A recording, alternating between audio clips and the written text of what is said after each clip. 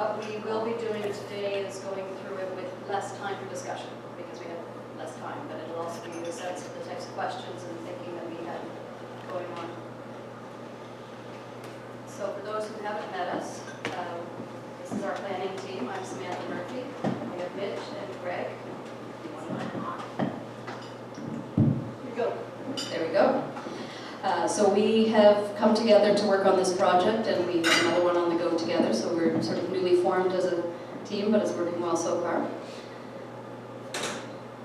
The first thing we want to point out is where the official plan and the land use bylaw fit into the planning framework for the province. So the Planning Act is the provincial legislation that tells the public how land use is managed and gives municipalities sort of the framework or the rules around which they can do their local planning.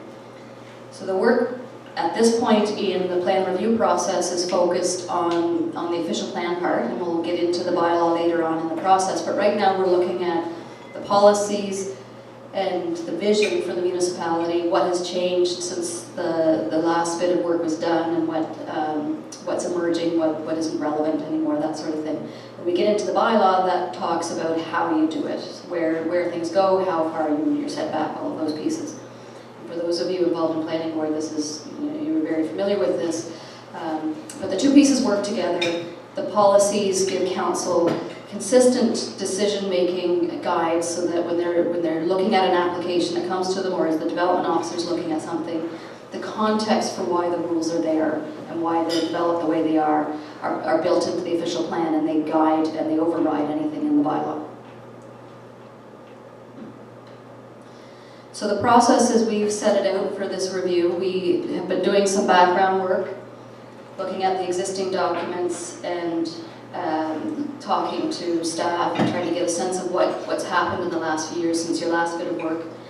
We're now at the, and I should have printed these out much larger for my own reading. We're now at the review stage, and what we're looking to do is to get a good sense from the community is what's still relevant to people, what are you interested in, what has changed, where have there been issues where the existing documents maybe aren't clear enough or aren't working for you anymore. We're doing some of our own work, and we have the survey out, and all of that information together will help us get a good sense of what we need to think about with the official plan, because a lot of it is very strong and has served you well, and it's just finding the pieces that might need a little bit of adjustment. Once we have done that work, we'll come back to the public, the community, with some recommendations on what might need to be changed or added or removed from the official plan, and have a bit of a conversation at that point about the bylaw. And that's where we start to get in, are the setbacks right? There's the size of accessory structures right? Those sorts of details. And then finally we would come back with a draft plan and bylaw for the sort of formal meeting that everyone's familiar with, the statutory meeting, and then council would be making a decision about whether or not to adopt these. There'll be some meetings in between with planning board, and that's where we get a little bit of feedback. Are we on the right track? Are we missing anything? So we'll be doing that in between our sessions with the public. So as you can see, we're at the point, the February meeting. We have two others scheduled. One is the one where we're coming back to you with what we thought about your official plan and asking about the bylaw, and then will be the third one where we actually present the final documents for public comment. So I'm going to hand it over to Mitch now, and he'll talk a little bit about the visioning process.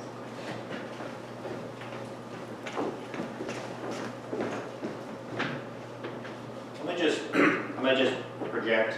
Can you guys hear me okay in the back? As long as you're loud enough for this.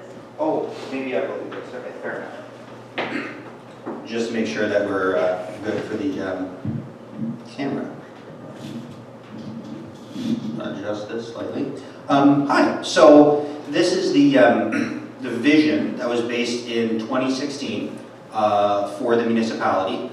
So that's kind of our starting point right now to see where we go from here. So let's look back at this here on the left-hand side, which says, continue to be a rural agricultural community while supporting residential development in appropriate areas and promoting recreational and institutional services for its residences. So again, in terms of the character of the community, it's still largely agricultural, right? People want that rural lifestyle. And I've kind of distilled some of the other priorities out of the plan on the right here. So we've got a strong sense of community identity and independence, small community charm, beauty and health of the environment, open space, scenic agricultural landscape, commercial services within a short drive, so it doesn't necessarily have to be here all the time. Develop slowly and protect farmland and other resource-based activities. And then that was with growth, residential growth focused around the Sleepy Hollow area in the southern part of the municipality. And then people were looking for more options for dwelling types for people of all ages and income levels. So this was all in 2016. And so the question now is, do these priorities still reflect everyone's vision for the future for Milton Vale Park? And some of them may, some of them might not. Are there other pieces that we are missing that we need to include that we didn't know about, or things have changed since 2016? And so this is kind of a starting point for the next plan, just to make sure that we have the values aligned. Because of course, when we do the bylaw out of this, we're going to be looking back to these objectives constantly and asking, do the regulations meet these objectives? So I'm going to hand out some sheets of paper after I hand it off to Greg here in a moment. But I've got some comment sheets and some maps just to talk about. And so we're going to do it again this evening, but right now, for those of you who aren't going to be there, I encourage you to just jot down some ideas of what what your thoughts are. Some kind of high-level things, or like, what should Milton Vale Park focus on for the next 15 years, right? What's that going to look like? And then imagine in 2020, what's a media headline? And I just wrote a headline, could be MVP voted MVP, maybe the most valuable place, right, Milton Vale Park. So I'm going to jot down some things, or I'm going to give it to you guys to jot down some ideas, and I'll hand it off to Greg. You can take it from here.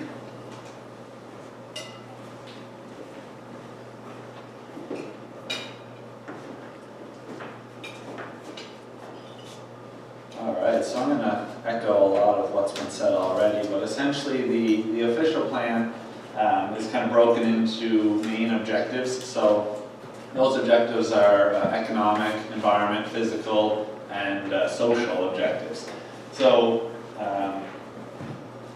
in those categories, there's also a future land use category that includes like agriculture as a dominant use and having commercial resources locally. But other objectives, social objectives, would be like the rural character of the neighborhood, the social interaction, and having different housing options within the municipality. And then physical objectives would be your transportation system, your utilities. Economic would be your farming and local businesses, and minimizing land use conflicts between those uses and also those uses to residential dwellings in the municipality. And then finally, environmental objectives are obviously protecting the groundwater, your natural areas, any kind of environmental feature in the municipality. I could grab one. So like Sam was saying, the official plan kind of guides the bylaw. So you start with official plan objectives. In the official plan, there's plan actions on how to achieve those objectives, what council should be kind of working towards. And then finally, those plan actions and objectives are kind of turned into land use regulations in the development bylaw. So I'm going to go through the four main categories and just kind of give an example of what I'm talking about. As a social objective, one of the official plan objectives says, support a variety of residential dwelling types to meet the changing needs of a diverse population. So obviously that's very broad, and that is the point of the official plan, is to have broad, overarching objectives, and then it narrows down into the bylaw. So the plan action for that would be the development bylaw will permit the addition of an accessory apartment in a single attached dwelling or in an accessory building. So it's basically an action on how to achieve that objective. And then finally, in the development bylaw, there's a section that says that you're permitted an accessory apartment within a single family home. So an economic objective to minimize land use to minimize conflicts between resource and non-resource land uses. The plan action for that would be that new intensive livestock operations have to provide a buffer between themselves and residential developments or residential housing that are existing. So the land use regulation to back that up is new livestock operations shall not be located within 500 feet from the MHP zone, the R1 zone, or the RS1 zones. For physical objectives, the objective would be to, for future development, to reduce land use conflicts. The official plan action would be that in the development bylaw, you put in some sort of buffering, whether that be screening, setbacks, whatever the case is. And then one example, there's many, but one example in the land use bylaw would be that between adjacent land uses, a minimum 15 feet wide landscape buffer shall be maintained along lot lines, so rear and side lot lines. An environmental objective, and this is the final of the 4 main objective categories, to protect and enhance the quality of the groundwater and surface water. So ultimately, the land use regulation for that would be that a buffer zone is required along any kind of water course, wetland, stream, as per the provincial regulations. So essentially, in this circumstance, council would be looking to protect the groundwater and surface water, and to do so, you would implement the provincial buffer. So I guess to kind of mimic what Mitch was saying, we'll go into a little more detail tonight, but essentially, we want to know that are these objectives still valid? Are we missing anything? Is there anything that should be modified?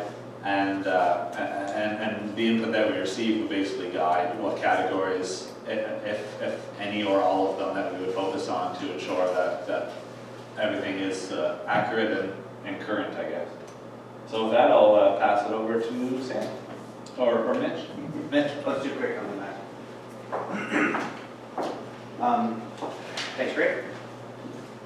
Alrighty, so I've just passed out a map and some comment sheets. Again, what we're looking for right now is very broad. We don't want to get caught too much in the details of bylaws and setbacks just yet. That is coming. But what we'd like to do is basically, you've got this map, we've got stickers, so feel free to mark this map up. The purpose of this is to provide some feedback to us on like places you like, places that need to be protected rather.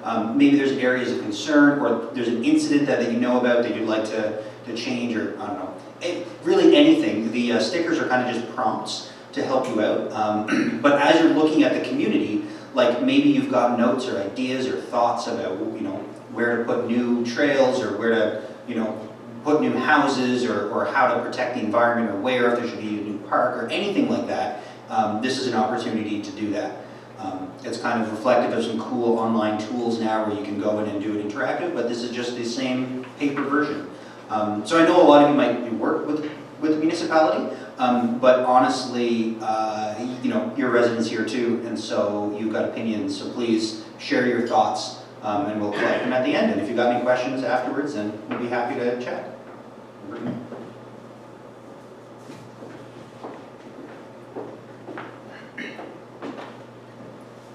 So as we said, the next step after this, we're taking back the feedback from these sessions today and this evening, and then the surveys that we're still collecting until the end of the month, and that'll really inform what we bring back to the community for ideas for the actual plan and any amendments. And as we said at the beginning, we do expect most of the plan will stand as is, because you did a lot of work in the past on this, but there may be some areas that need some modifications.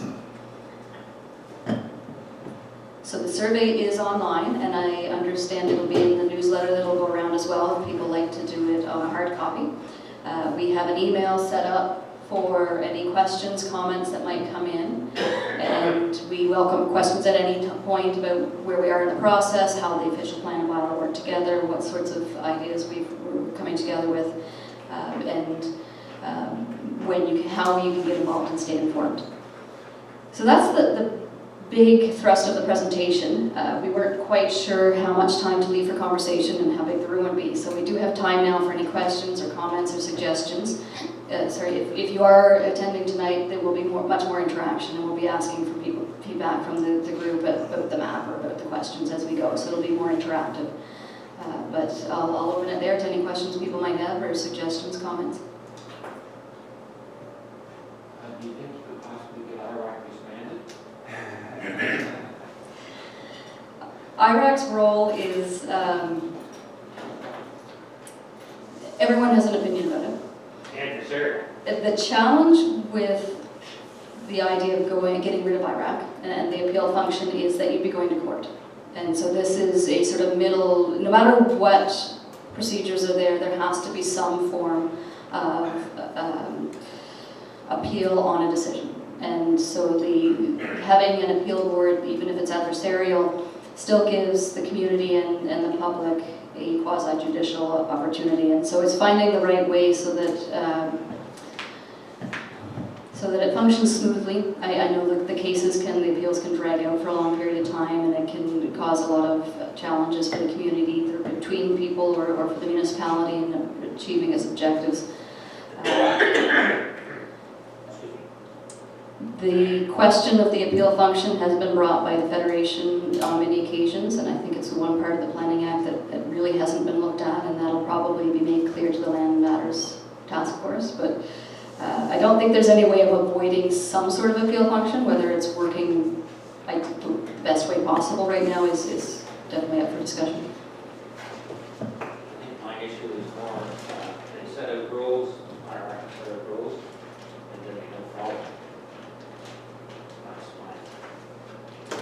Once you're past the point of being able to appeal, then an appeal should be taken. They've done more than else. So I don't know if everyone could hear the comment because I know it's all muffled. So there are concerns sometimes that IRAC's rules either aren't followed or they take a different interpretation of what they reinterpret it differently depending on the case. Some of the situations, and I don't know, what your experience has been specifically. There can be slightly different interpretations of the rules. Notice is one of the bigger ones. So if a municipality hadn't put their decisions online within the amount of time and the person didn't become aware, then that 21-day appeal period can actually stretch out longer because the person didn't necessarily have all of the protections given to them to become aware. It can be challenging, and the quick answer is the province sets out the rules for IRAC, and I don't know how often they look at them. One thing that might be helpful there too is just being very explicit with that process. You know what I mean, to the public and to development officers of whatever, all the different municipalities, just so everyone is very aware of what the process is, because it is kind of rigid. But having that be very clear, say in the bylaws or accompanying material, just so everyone knows exactly what the process is. One other point for planning board and council when decisions are being taken is to be as clear as possible in the reasons, and that will protect council and planning board quite a bit. If you take a decision where there's some discretion, it could go in more than one way. The policies, there are different ways to interpret the policies in the official plan, and if IRAC, in reviewing the evidence that's brought forward, thinks that a different decision could have been made. If the decisions of the council are not clear, and this isn't necessarily a Milton Vale Park situation, but I have seen it a few times, IRAC will possibly overturn a decision where if council had laid out all of the items that they took into consideration and how they weighed them, even if IRAC saw a potentially different result, they will still support council. So that's just a general procedure, is to make sure that if you have staff reports, and I know you get those for planning board, and then when it comes to council, having the official plan policies that are taken into consideration listed and how they're weighed, and if it's a bit of we know that we need a range of housing types, but in this situation it's not appropriate because we also have a policy about architectural harmony with the adjacent uses, and then council explains how they're balancing those out. That'll hold you up a little bit. Any general questions that are less sort of not administrative but procedural?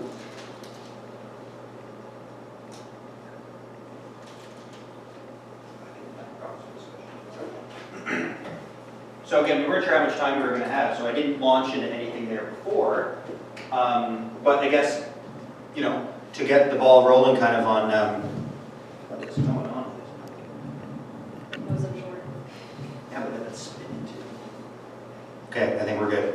I guess the question is, like, does anyone have any ideas about what, just like spitball it out there, like what do you want this community to be like in 15 years, right? Like what are some elements about it that you want to keep or change? Does anyone have any ideas off the top of their head? I think there's nothing wrong with it the way it is right now. There you go. And so, no, that's, honestly, that's really valid. So what about it right now do you like? I like my long driveway. Yeah? So the kind of like the rural vibe, having a long driveway, being away from the road? I don't, but I mean, I don't sit with council at all or get really involved, and I'm sure there's lots of things that keep them all up late at night that I don't know about. So, Well, that's, see, again, what we're trying to do right now is just get a sense of whether people really like it the way it is right now or really don't and want to change it. Or do we preserve it the way that it is, right? And so that's broadly, like that's a great comment, thank you. yeah, well, I mean, I just mean as I take a drive, I'm just on the edge, the very edge. Sherry blessed me with the knowledge if I just lived across the road or 2 doors down, I wouldn't be in this municipality. So when I leave my home and go to town, I don't see anything that's out of sorts. I don't mind like Hal's property or Helen's property or the people's properties that I know. I like the look of the community, so I wouldn't like to know that somebody's decided to build a huge apartment building halfway up the road, you know. And that's speaking in terms of the fact that I live on this road. I don't live at the Sleepy Hollow area or anything like that. So in this particular area, I like this area, and I would hope that it stays the same. Cool. Would you be more willing to see, say, an apartment building in around Sleepy Hollow area? Depends on how high it is, I suppose. I'm not really opposed to these skyrocketing buildings in our city, whether it's on the waterfront or anywhere else in the city. Yeah. Something a little bit behind that question is, do you feel, your experience or talking to neighbors, that there's enough choice in housing types? So there are some people who don't want the house and the property to maintain, and there's others who really value that, right? Yeah, I saw that question in the newsletter, and it actually, I read it just before sleeping last night. And I never thought about that before, but there, at a certain age, I suppose, people have to leave this community to be cared for. There's a certain level of care, certainly, yeah. There's a certain level of care, but I live there's 2 of us in a 5-bedroom house, and we're not going to be able to maintain that house for the rest of our lives. So would I be looking outside Milton Vale Park to live? Probably. That's one. I won't be able to stay in the community when we decide to sell that house. And I kind of think with COVID that's helping change some of our thinking as well. I know it has with mine because, you know, I don't know how the best way of doing it, but it'd be kind of nice if there was a little senior type community that had a convenience store or something so that, you know, just in one area or whatever, because I know we do have an aging population. And I'm sure it's the same for a lot of other communities, that a lot of our seniors, and I mean people that are from here can correct me if I'm wrong, they have such an ancestry history with the community that I think it might be a little harder than, say, somebody like me who's not from here to leave. So to me, I kind of think it would be nice if there was something self-contained so that there is that option for those type of people. Now, I mean, maybe in 5 or 10 years, that'll be a moot point. But I also think, and maybe it's COVID-driven too, I think there's getting to be more focus on farming and growing your own and doing that, because once that land's gone, it is gone. So you might start seeing more people that would like to really push the agriculture part in our community, because we. And you think you're talking about like small scale agriculture, right? Almost hobby farms or like big garden. Like, I guess, where's the line between a really big garden and a small agricultural? Like, which, are you talking about personal use or? I'm thinking more like for the larger farmers, and kind of like keep them going. I I mean, you will have some hobby farmers, but that novelty may wear off if they don't like to do the hard work, Mhm. you know. But I think now could be a stronger push to keep our farms. Yep. Even though I don't know how much farming they have for food or like root crops or anything, I know we got dairy and stuff like that. What about chickens? Tasty. They are. But like, that's often a question when it comes to small scale agriculture. So you've got large scale, which is a whole other thing, but on small scale, like keeping a chicken coop, and maybe the actual question is, what do you think about roosters? They're loud. They are loud. They're next door to me, don't know why, but he was there all by himself. But I guess the question is that something right now that in the municipality, if we want to see smaller farms happen, like is that something that we should encourage? What are your, or discourage? I think we should encourage it, and certainly not discourage it. We have a lot of the land here is zoned, and most of it is agricultural zone. So how on earth can you tell someone they can't have a chicken coop in the agricultural zone? That's, why not consider that? And I think, tying into what both these ladies said, COVID has changed people's attitudes around food. And like Bessie sold out of seeds extremely quickly last year. That's got to speak to people's desire to grow their own food in light of COVID and seeing supply shortages and problems with food distribution. It's made people realize just our systems are a little more fragile than we like to think.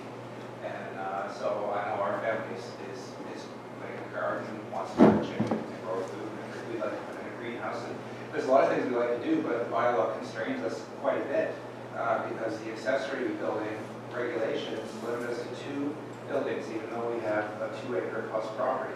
So we have a 2-acre plus property in rural PEI and agricultural zone, and we can't put in a chicken coop and a greenhouse and like the shed for supplies. I think there's a lot of little buildings we'd like to add, but we're going to go over that 2 limit very quickly. And it's just kind of hard to understand where that's coming from. I don't see anything in the plan that really, to me, that drives it. So, you know, I don't know what the basis for it is. If it's not supported in the plan, then I don't see why it's in the bylaw. That's awesome feedback. That's exactly, yeah, that's great. So I guess the question is then, if we are limiting accessory structures, what is the reason behind that? Are we worried about neighbors having a bajillion buildings on their front yard? Is there an aesthetic concern? Does anyone have any thoughts about that? We have situations too where, like Zach says, where you're restricted. So you have an individual that has no hobbies. They live in their house, so they come home from work and they spend their time in their house. And then you have other people who like to do stuff, you know, in the yard, or they have hobbies, or they have antique vehicles. And again, you're restricted by the square footage that you can have. So I know myself, I have 2 motorcycles, an antique vehicle. My wife has a vehicle. I have a vehicle. You have a ride-on snow blower, and you know, I can't put all of that in the same structure that, you know, somebody that has a 10 by 12 mini barn, right? And people have different needs, and we should be open to looking at those on an individual basis. And if it's tastefully done, you know, we have older properties in the community that have 6 outbuildings on the property, and you know, they're all painted, you know, everything matches, it's tidy, well kept. So, you know, we've gone from one extreme to the other. Right now, if you want to come into the community and develop or build a house, it's nearly impossible. I've lived here for 55 years. My parents were here, my grandparents before that, and I looked to buy property in Warren Grove because I couldn't buy it and develop a lot in Oakville. So, you know, and they're under the same restrictions we are with the Special Planning Act. So the only way you're going to come into the community is buy existing property, and you know, you're not going to buy an 80-year-old house if you want a new house, right? It's cost prohibitive to tear something down or to sell it, but that's not the only way you're going to come in. And I don't agree with it either. So some of the, and I know we're almost out of time, and we have strict timelines, but, so there's a few things. When you're talking about the number of buildings, it really does depend on what your objective is. Is it to maintain sort of a rural residential feel? Is it to really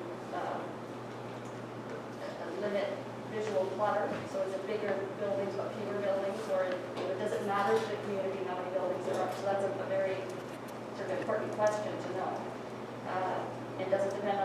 you know, if someone's got some agricultural activities and someone else has a different type of hobby or interest, should one use be permitted and the other not? So those are sort of the questions that I think we need to explore. We've heard this a couple times.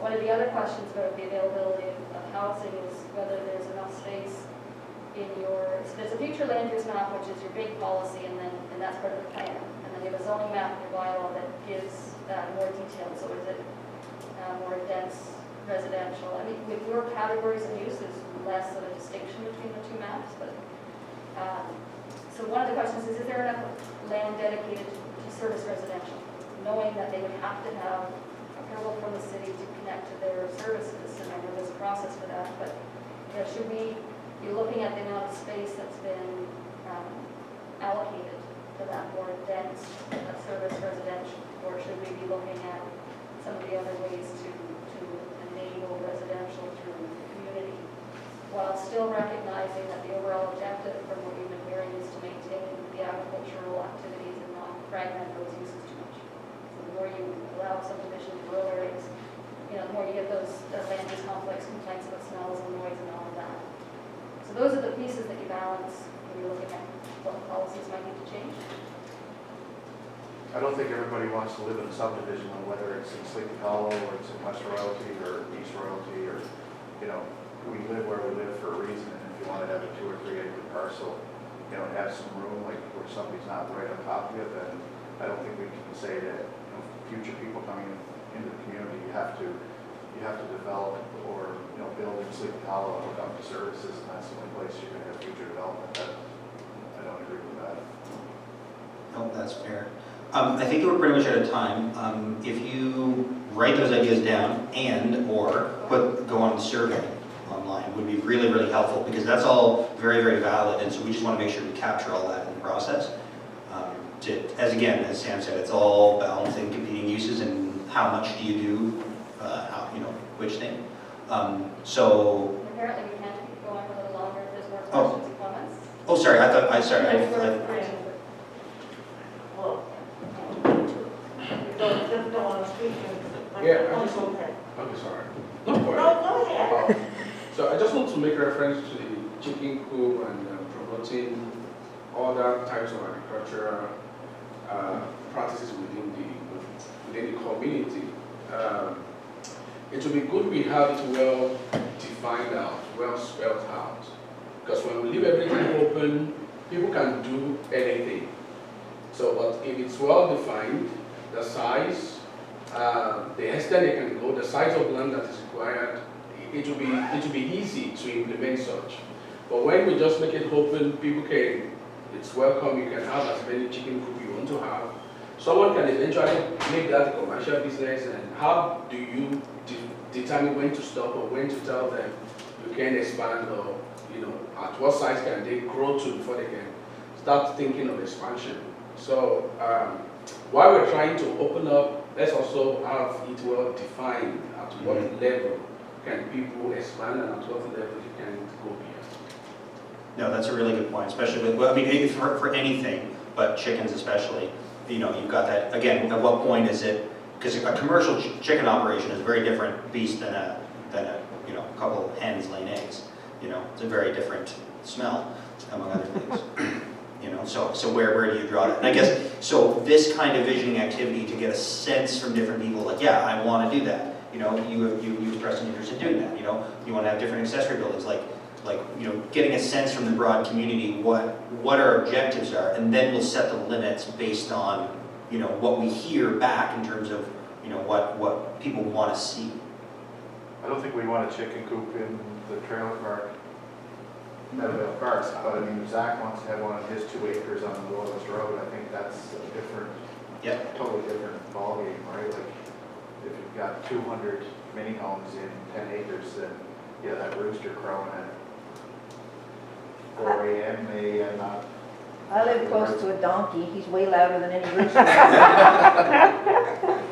But I mean, I got a residential lot in the Sleepy Hollow area, and quite now, but y'all having chickens, I want to be able to have them too.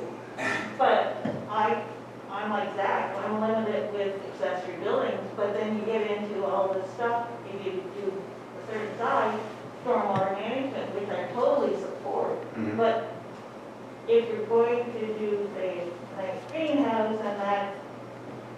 to add a cost to stormwater management plan is, I think we need to look at something like that as well, because there are different cases when one may not be needed, but I'm definitely limited on what I can put on my property. And it's because that kind of because I think, I'm in a residential lot. There's a lot of people are probably feeling the same down in our area, I don't know, that they like rural, but I'm not sure what their feelings would be on livestock.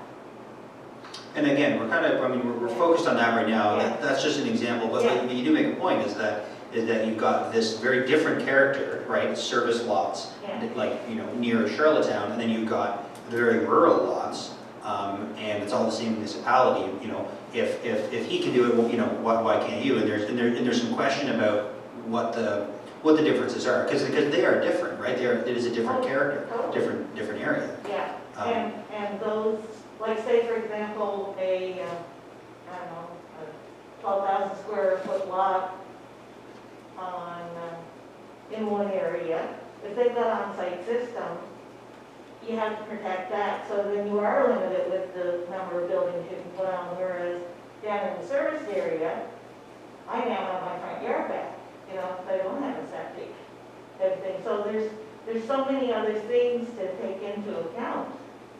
And just because somebody might have even an acre and a half doesn't mean to say that they've got room to move around their septic tank either if they run into problems. So there's so many different challenges out there, So why not split the municipality, make it urban and rural?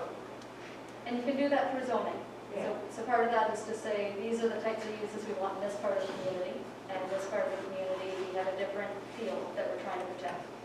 And that you can do, and then it's finding what uses or interests go everywhere through the community, and so maybe that's the size of accessory structures or whatever, and what are specific to that, to protect or enhance whatever that zone or area is about. So Maybe it's a got- percentage of the, like the square footage based on the lot size would be more realistic.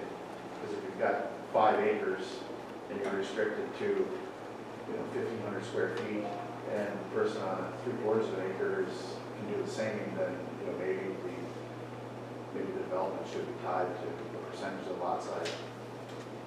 And it's only it'll depend on what the lot will support, but like Betty said, you've got on-site services for septic and well and stuff, then you have to maintain those systems, and that may restrict you in what you do, but I don't think we can paint everybody with the same brush.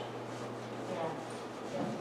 And without getting too detailed onto the bylaw, because that's sort of a bit of a Yeah. conversation down the road, there are ways, and I think we already have a little bit of that built into your bylaw, where there's different size standards based on the size of the property. So those are tools. The first step is to figure out what is the goal that we're trying to achieve. Yeah, and I guess, and then going back to the beginning of this conversation, saying, okay, actually, I might flash that one. What are the, so this is what was set out in 2016. So these are some vision statements. So these can all be amended and changed. That's the conversation we're having now. So going back, like what I'm hearing right now is rural lifestyle, right? Open space, scenic agricultural landscapes. People are fine to drive short ways to commercial activities rather than, no one's saying we want to create a business park right here, right? Or like a mall or something, right? And so then the other thing is whether or not we do focus growth around this Sleepy Hollow area, and then how much do we do that? Because you said, there is kind of an urban and a rural vibe, and we're already doing that through zoning. So is that appropriate? Does that make sense to people? Or do we have the same rules apply all the way along? Or most of the same rules and some differences? I don't think you can because of the urban and rural differences. You can't have the same rules go across the board, to me. Right. So is that a function of lot size or water usage, the fact that it's serviced or not? Any thoughts? What do you think? It's really hard because in a sense, like the Sleepy Hollow Road area, probably the majority of people are down there because that's where they build or whatever with a lot But now it's developed quite a bit, there's an awful lot down there, but fortunately, it's kind of looking, half decent looking from aesthetics than it was when I moved in. So, I don't, it's really hard to know if mindset has changed, either from kind of like feeling that they were a little bit out of the country, or if they're like, oh yeah, I'm in town now. Mhm. But I think a lot of them down there, they have, probably don't like any restrictions, but maybe most people don't. But I know somebody down there had asked me yesterday, actually, because they would like to build a greenhouse, and they were wondering what issues they would come up across with planning and council, so. It's kind of hard when people only have small lots and they want to start farming for their own reasons, their own resources. And so there's almost a question about community gardens, as if people want to be able to grow their own food in the more urban area, like the more densely populated area, are there alternatives to still allow them to do whatever it is they're doing or wanting to do without making the use on each property, which is, on smaller lots, unsustainable? Yeah, because I mean, maybe, and this would be, I guess, a bylaw though, more so than an official plan, but if, if you say greenhouses are permitted use and people would think more commercial, but things are getting quite elaborate now with greenhouses. And people are wanting to go all year round too, so I think if people want to try to be self-sustaining, we should not put any bars up for them, but I honestly don't know how to address it when you do have an urban and a rural area. So here's a question, this might be kind of an aesthetic one. I'm kind of just throwing out ideas here, by the way, but a lot of accessory buildings can't be in the front yard in most places for aesthetic reasons, right? Yeah. So what if your lot faces south, there's trees in behind, and the only reasonable place to put a greenhouse is in the front yard? Like at what point does the sustainability versus the aesthetic, you know what I mean? Yeah. You could be in the same situation with a solar array. Very much so, yeah. And we're going through that now where, we basically had no setbacks and, you're allowed to put it where you had to put it in order to capture, the sun. So that's something else that we're going to be, dealing with in the near future. And again, as Betty says, we can't prohibit people from putting a solar panel in the front yard if that's where it has to be because of where their lot is and they want to be green and, control their costs going forward. I don't think it shouldn't matter where they want to put the greenhouse either. And that's a good point though about aesthetics, because I face south, and I never even thought about how practical that would be, but I'd have to chop down all my trees in the front, but my neighbor, they got more room probably in their front than they got in their back, so they might want to put in, he has some lovely greenhouses. So that's where you're trying to. Yeah, so we're trying hard to. Yeah, I guess that's your job. Well, that's, so this is where the questions come in, right? Did you have a question at the back? Sorry. Stephen? Did you want to ask something? I'm just not even sure what the benefit is of being in the Milton Vale Park area, because I'm apparently the last person from Milton Vale Park, down that way. I moved to live in the country, so I'm in the country. I don't want a bunch of houses around me, and to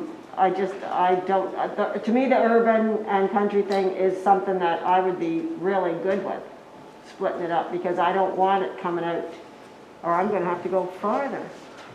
So again, that value of the rural landscape and that, Yeah. that sense of space. And the same thing as this gentleman said, different of my friends, once I moved out here, said, I would not be moving out there. You can't do anything out there. No, Too many fair enough. rules and regulations and all this, and which I had no idea that that was the case, but The challenge though to balance that is if you're living in the areas without the rules, you can have a 20 lot subdivision right next to you because there are no rules, right? right? So Yeah. it's finding that balance that Yeah. everybody shares and protecting that. Michael, you were going to? Yeah, I just want to say that if we have accessory building in the front yard, that could be considered on a case-by-case basis, because you also want to look at if it's going to be detrimental to the adjacent neighbors, and if it's compatible with other properties within that within the environment, like neighbors, is it compatible with what is available there? And if it will not cause any injury or any detrimental, council on a case by case might look at that and decide, and to just make it open in the bylaw, that accessory building can be put in any part of the property. So you raise a good question though, and then so the question is, if it's considered case by case, the criteria must be the same, and so the question is, what would be okay and what would not be okay? So like, for example, if someone wanted to put a 5,000 square foot bright red greenhouse in their front yard to grow a small commercial operation of cannabis, versus someone who wants to put a 500 square foot, nicely, decorated little greenhouse to grow herbs in the winter, right? Like one of them is going to have a much greater impact on the neighbors than the other. So I think that the thing is we just have to identify, actually, as you said before, like just what the values are that we're trying to establish, right? So like what I'm hearing right now is like sustainability, and I mean that in both an environmental way, but also just in a self-sustainable way. Like you want to be able to care for your own maybe energy and food needs, right? A bit more than just relying on elsewhere, and that's maybe a COVID thing. So we, is that fair to say? And then what are we trying to avoid with this? Yeah. Like, I think we definitely turn down somebody who wants to put a swimming pool in the front yard, right? But when we say something that for sustainability or solar green initiatives, then, that would have to be looked at in a different light than, or somebody wants to build a garage in front of their house, and it's probably highly unlikely they do that. But I think, Michael, we have, in our bylaw now, you can't build anything closer to the road than your residence is presently, right? Yeah. So I'm 130 feet from the road to the face of my place, so that leaves 130 feet of my whole front property that I can't do anything with. And I set the house back initially when I built it because I didn't want to be, right on the road. So, there's a few things that. So again, the standards might differ depending on the zone. Yeah, like, if you're, The rural versus the urban or whatever. if you had 300 feet of frontage and your house is 200 feet from the road, if you're 150 feet to the side of your residence and you're 50 feet closer to the road, is that an issue? Or should it be an issue? Should we restrict people in those situations? So getting back to Mitch's point about the question is, when you start to get into special permit or conditional uses, to protect everybody, you have to be very clear on what you're measuring and what you're going to consider. So not just the official plan, although it's a translation or an implementation of the official plan, but for childcare, which is an often one that's a conditional use, traffic, amount of parking spaces, what's in the neighborhood already, might tell you one space is good for a child in a residential neighborhood, a childcare facility in another residential neighborhood, it might be really inappropriate. So depending on what the conditional use is, you then want to make sure that you have enough criteria so that everybody knows that they'll be considered fairly and that they'll be evaluated on a consistent basis. The answer will be different depending on the application and the details, but because if it's too discretionary, then you're opening up to considerations of bias, discrimination, arbitrary decision making. So one of the things that you sometimes hear in planning is that, that what they're doing is not quite what we had in mind with the bylaw, but they keep the property really tidy. Well, that shouldn't matter when you're talking about planning, right? You're talking about, is this use going to cause conflicts? Does it meet our objectives? Is it going to be problems in the long run? If they change hands and it's someone who doesn't keep the property really well maintained, would your answer have been different? And if it is, then you need to bring it back to the use. So you have to find your standards and your tests. The criteria you're using are clear enough, and there's never going to be a 100% yes or no, but that they're clear enough that everybody have a sense of how they're being evaluated. From a municipality point of view, you need to IRAC proof yourself, because if you have these ambiguous bylaws, then you're just asking for challenges with IRAC, and now you're just rolling the dice as to how it's gonna land. So yeah, going back to having those like clear standards. And so I guess one of the things I'm kind of asking now, and again, please write any of this down if you want, because we're going to be reading all of this, is like what are the concerns about that, right? If you're looking at an application, or your neighbor wants to build something in their front yard, you've got a big front yard, your house is set way back, you keep antique vehicles and you want to put a garage there, if someone is looking at that, why could they say no? Why should they say no? Is it going to be too big? Is it going to change the character of the landscape? If it's not, and no one's worried about that, then there's no reason to restrict it. But the question is, what are we trying to restrict, right? Although if Paul with his antique cars, God forbid, dies, and then his place is up for sale, then you have a very big building, and somebody says, this is a lovely place for me to do my commercial activity. Mm-hmm. So that's why, at one point, commercial buildings, accessory buildings weren't supposed to be very big, because you don't want to open it up to free. Mm-hmm. Yep. I was just saying, auto repair and stuff, and that's the hard part, because you kind of want to look after your own self, but it's really not, you got to think of the future, what's coming after you, not necessarily what's there now, everything is what could happen. I mean, you're absolutely right. And so then and then if there is a commercial activity, say, because we're seeing more and more home-based businesses, right? And a lot of them are pretty quiet, but let's say it's not. What are we limiting? Are we worried about commercial activity happening? Or are we worried about traffic and noise, time of day, smells, basically things that could bother neighbors? Because if you have a commercial activity that doesn't do any of those things versus a non-commercial activity that does, then maybe you're regulating the wrong thing. So I'm wondering what are, if someone were to do a commercial activity there, what would be unacceptable to the neighbors? I think we're hearing noise seems to be what I've been hearing at meetings, is that It's still and gonna- late operating hours, To hours of operation, noise? That's what I seem to get out of some complaining issues. Any operation that came after, in the event it changed hands, it's still something that's gonna have to be approved by the community before they're gonna get a, change of use. There's also a lot of hobbies that are noisy too. Yeah, no, but that's exactly it. You could have a quiet commercial activity and a noisy hobby.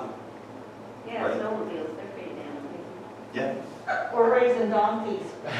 It's raising donkeys. But then the other thing is, in a rural place, you're probably going to have snowmobiles, you're probably going to have donkeys, right? And that's you're going to have tractors, you're going to have farm equipment, in the harvest season, they're going to be up early, right? Like, so there's going to be stuff like that kind of comes with the territory of an agricultural place. I'm kind of just trying to throw out ideas of getting the creative juices flowing, because everything is a balance, right? There's a lot of different factors. Yeah, we've had complaints of, noise and dust. I'm just trying to think of traffic. Yeah, traffic is especially that's kind of like going adjacent to somebody's property. Yeah, or people missing the place and turning around their driveway. Yeah, that's what you got in our circle, that's something you want So one of our thoughts in all of this is that the conversation is probably going to stay with you after you leave. And, there'll be the, thought that Kate said about something someone else said or something that you wish you had said. And so that's one of the reasons we have those little, tonight we'll be collecting them, but if you want to take those little comment boxes with you and bring them back, that's also another option. Email us a photo of it, whatever, however you want to submit it, or just an email, right? Doesn't have to be on these, because that really helps us. Sometimes it's the thing, if you're like me, I think something through for too long, and then I come back with the answer, right? And so I want to hear it over time. Yeah, so we can take this, fill it out, and scan it, and send it to you. Yeah. That's acceptable. Yeah, or, I mean, just, there's an email right there. Yeah. Does that go to you guys, or does that go to? We have shared access to it, so yeah, we'll see it. And then some of these questions are replicated in the survey, just worded slightly differently. So if you haven't filled that out yet too, that's another way to have some feedback. How are we doing for time, by the way? We can keep chatting, or should we pack this up? Like, what's the? I want to know everybody's answer to that. You've been asked to take the Prime Minister for a 30-minute tour. He's Where already would you take been them? here, right? I'd take them to that, To the field ball that's field? just right behind my house, that field that we were talking about before. I Well, love that. That field's just into that field, Did yeah. you mark it on your map? I'll put With a little heart? No, that's exactly the kind of stuff that we want to find. That's perfect. Yeah, well, when you go into the field that's behind our house, there's a small wood behind our house, and then the field, you'd know the field. When you stand just at the crest of the hill before it starts down, what a magnificent view it is of just what PEI is, that the rich red, golds, and greens that you can see the tops of the trees, because we sit here and the land kind of goes up and down in the distance. It's a magnificent view. And I wouldn't like to lose those bits. I don't want to fight with somebody over them putting a greenhouse in their front yard, though. Really, you're no set of that business, in my opinion. If I want to put a greenhouse in my front yard, I'm going to put it there. But I kill for a man. So You're my only neighbor that would have. that comment is so, rings so true, and I think that, it'll be so interesting, this survey question, that I kind of proposed that one, about how many people have actually read the bylaw or even have any awareness of it. I think it would be pretty low. So I think a lot of people in the community have no idea about these constraints about accessory buildings, and if it's a small little thing, they just whack it up, and if no one notices and no one calls Michael, then it's fine, and 95% of the time, that's exactly what happens, and the municipality never knows about it, and no one complained, and everything's fine from their point of view. And they had no idea that they weren't even allowed to put that little third building up or something. So, that's kind of what you're saying. Yeah, Why should but I I? can also see the opposite side of that, is it Zach? I can see the opposite side of that, where somebody does stick that building up, and good God knows what they're growing in that building, right? So Yeah. I don't want those, Well, I don't want that's the those point. greenhouses stuck up, so there needs to be some guidelines. Yeah, that's the 5% where Michael gets a call, and he goes and has a look, and then now they're putting a permit in, or. What you want to be clear is that, are you protecting the environment, are you protecting public health and safety? Or is it look and feel? Like there's different standards of health. Yeah, so is that what the bylaws do, is they're protecting, like, the aesthetic appeal and. It's a bit, protecting, right? So it has to all be written in there. So if we say the value statement that the agricultural landscape and that rural landscape is, and it's come up in your plan so many times that it is almost your primary objective is to protect that in this community. Yeah. Then it's not just health and safety, and you are also trying to limit the types of activities that will break that up and interfere with it. But I think part of a rural landscape is rural accessory buildings. That's just Yeah. part and parcel with it. It's not protecting it by preventing people from living a rural lifestyle with their property. That's actually, what I'm saying? You could try and say, well, we're protecting you and keeping your rural landscape, so we're limiting what you can do on your land. You can't put these buildings up. That's actually preventing you from having a rural community, in a sense. But I can say the same for the Oh, urban area in this community, because of the fact that people are probably here because of that's the why, ruralness that's of it. why we have these zones, right? Yeah. So agricultural zones, the yellow, that's Yeah. very different from And again, what we're talking about right now is broadly, there's the plan where we set the values in terms of we want the agricultural look and feel, right? And the function, perhaps, right? And then the zoning map will get into okay, what does that mean? What are we regulating? Why, and then we have the plan, because if there's a question about the interpretation of the rules, you go back to the plan and say, okay, what is the objective here? What are we trying to do? What's the spirit of the law, not just the letter of the law, right? What are we trying to accomplish? Anyway, so this is all really, really good.